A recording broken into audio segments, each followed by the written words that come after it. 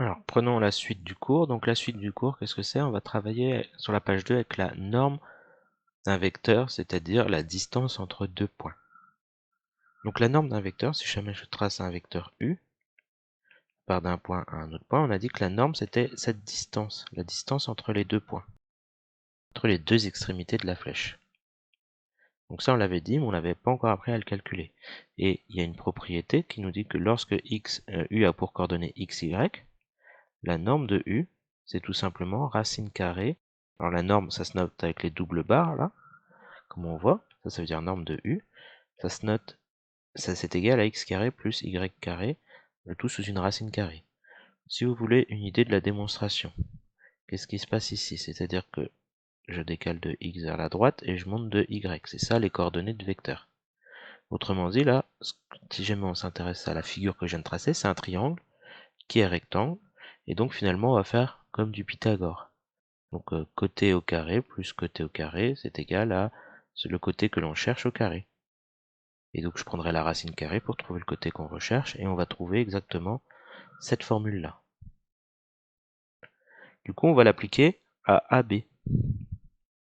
La norme de AB, donc si jamais je vous dis un point A à un point B, la norme de AB, c'est quoi? C'est la distance AB, tout simplement. Et j'applique avec les coordonnées de AB. Les coordonnées de AB, on sait que c'est xb moins xa et yb moins yk. Donc je remplace dans la formule. Donc xb moins xa, le tout au carré, plus yb moins yk, le tout au carré. Donc ça, c'est une formule à connaître et à savoir utiliser, sans aucun problème. Je vais pas refaire la démonstration, c'est la même idée qu'avant. On va faire un petit exemple. Donc imaginons, dans notre exemple, on est A de coordonnées 0,8, B de coordonnées 3, moins 1, et C de coordonnées moins 3, 2. Et on veut essayer de trouver la nature du triangle ABC. Pour cela, on va calculer des longueurs. Souvent, on va calculer des longueurs au carré pour éviter de se trimballer la racine carrée. Bon, imaginons qu'on oublie, on met ça, ok, donc on applique la formule xb moins xa au carré, elle est juste au-dessus, hein, c'est en 4 en rouge, plus yb moins ya. On remplace. xb c'est 3 moins xa, donc moins 0 au carré, plus yb moins 1 moins yk, donc moins 8 au carré. 3 moins 0 ça fait 3, donc 3 au carré, moins 1 moins 8 ça fait moins 9, donc moins 9 au carré, tout sous une racine carrée. On calcule cette chose-là et on va trouver racine carrée de 90. Très bien. On calcule AC par exemple. Donc pour calculer AC, donc on applique la formule, donc racine carrée, donc xc moins xa, les coordonnées du deuxième moins celles du premier, au carré, plus yc moins yk au carré. Je remplace, donc xc c'est moins 3, moins xa donc moins 0, le tout au carré, plus yc donc 2, moins yk donc moins 8 au carré. J'applique la racine carrée, je fais ce calcul là. Bon, on va passer les étapes de calcul, c'est pas le plus intéressant, là, vous pouvez prendre votre calculatrice, etc. On va trouver racine carrée de 45. Je m'occupe pas encore de simplifier la racine carrée, hein. On pourra peut-être simplifier un petit peu tout ça, mais c'est pas le but pour le moment. On fait la même chose pour la longueur BC. Donc j'applique la formule xc moins xb au carré, plus yc moins yb au carré. Je prends la racine carrée de tout ça. J'applique la formule, donc xc c'est moins 3, moins xb donc moins 3 au carré, plus yc donc 2, moins 1 pour yb au carré. Je mets ma racine carrée, je fais mes calculs et je vais trouver aussi racine carrée de 45. Donc on a calculé nos trois distances. Ok, et elles sont ici. Bon, la petite question supplémentaire, c'est qu'est-ce qu'on peut dire du triangle ABC? Bah déjà, on voit tout de suite que AC égale BC, donc ABC est isocèle en C. Et on peut voir un peu mieux encore mieux, si vous regardez AB au carré. Donc racine carrée de 90 au carré, c'est comme si c'était juste 90. Si vous regardez toutes les distances au carré, donc 45, au lieu de racine carrée de 45, vu qu'on élève au carré, et BC au carré, ben, de la même façon, on aura 45.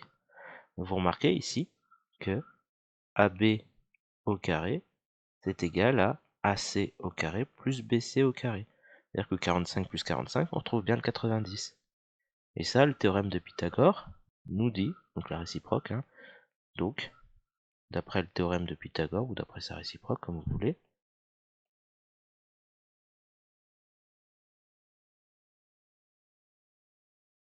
le triangle ABC est rectangle en C. Donc au final, qu'est-ce qu'il est? Il est rectangle et isocèle. Finalement, ABC est isocèle rectangle ou rectangle isocèle en C.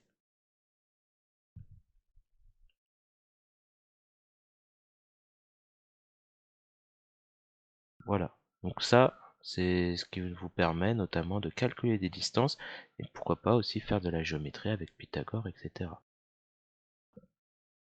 Alors, je vais pas faire un autre exemple, je voulais juste vous montrer des petits rappels que j'ai mis dans la feuille d'exercice. La première feuille tout en bas à droite, j'ai mis ce petit rappel là. Comment on fait pour démontrer qu'on a un rectangle? Donc pour avoir un rectangle, il faut avoir un angle droit. Donc on peut calculer, on peut faire un théorème de Pythagore, ou bien montrer que les diagonales sont de même longueur. Ça c'est quoi? C'est deux calculs de distance. On calcule les deux diagonales. Donc la nouvelle formule, calcul de distance, elle va être très pratique pour ça. Pythagore, c'est 3 calculs de distance au carré. 3 calculs de distance. Je veux dire, pour avoir AB carré égale AC carré plus BC carré. On a fait quand même 3 calculs. Si maintenant vous voulez démontrer qu'à partir d'un parallélogramme, vous voulez avoir un losange. Donc deux côtés consécutifs de même longueur. Donc ça c'est deux calculs de distance. Donc vous allez faire deux calculs de distance. Ou alors des diagonales perpendiculaires, c'est-à-dire qu'on a un angle droit, on pourrait faire encore une fois le théorème de Pythagore avec 3 calculs. Bon, généralement on préfère quand il y a le moins de calculs possible. Donc ce qu'on va privilégier pour le rectangle, c'est deux calculs de distance. Et pour le losange, c'est deux calculs de distance aussi. Et bon, pour avoir un rectangle, un carré, il suffit de rajouter une propriété sur l'une des deux, hein, par exemple deux côtés consécutifs de même longueur, et un losange au carré, par exemple, diagonale de même longueur. Donc ça, c'est un petit récapitulatif de ce que vous pouvez faire avec les distances et les quadrilatères. Maintenant, pour avoir un parallélogramme, on peut avoir les diagonales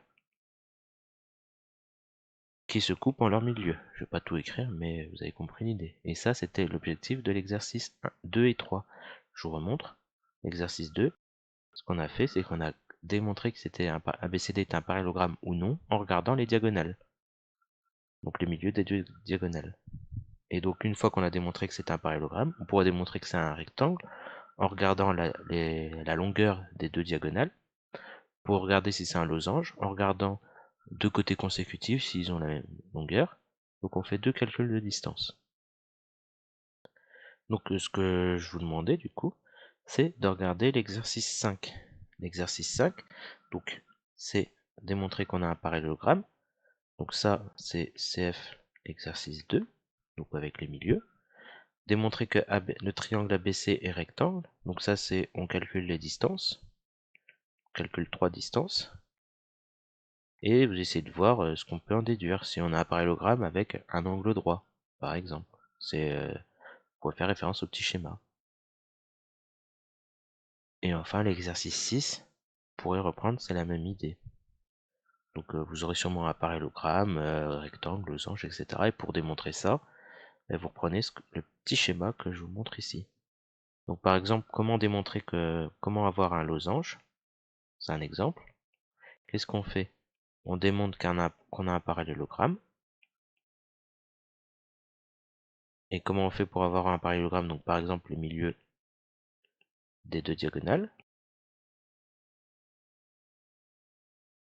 Et qu'est-ce qu'on ajoute en plus? Deux côtés consécutifs et de même longueur. deux côtés consécutifs de même longueur. Donc ça veut dire qu'on va calculer deux distances. Donc ce sera à vous de prendre ce genre d'initiative pour savoir ce qu'on va faire et comment on va le faire.